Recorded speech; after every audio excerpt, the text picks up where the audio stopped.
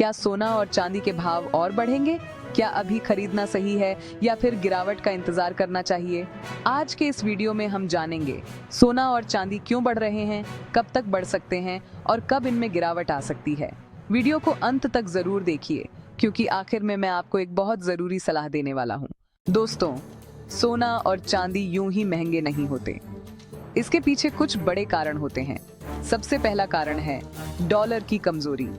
जब डॉलर कमजोर होता है तो सोना मजबूत होता है। दूसरा कारण है महंगाई।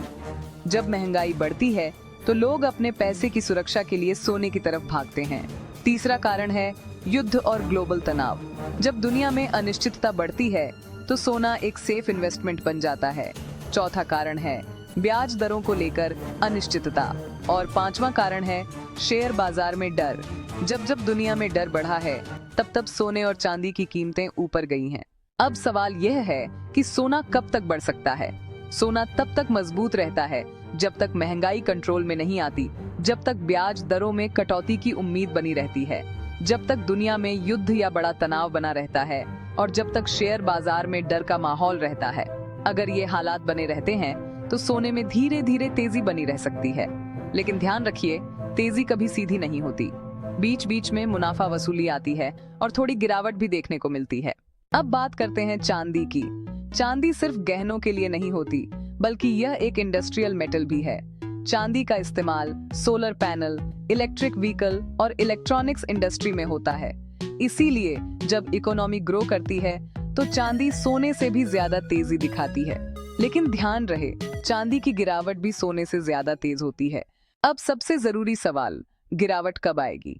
देखिए, सोना और चांदी तब गिरते हैं जब ब्याज दरें बढ़ने लगती हैं, डॉलर मजबूत हो जाता है, युद्ध या ग्लोबल टेंशन खत्म होने लगती है और लोग दोबारा शेयर बाजार की तरफ लौटने लगते हैं। जैसे ही बाजार को लगता है कि खतरा टल रहा है, सोने और चांदी से पैसा निकलना शुरू हो जाता है।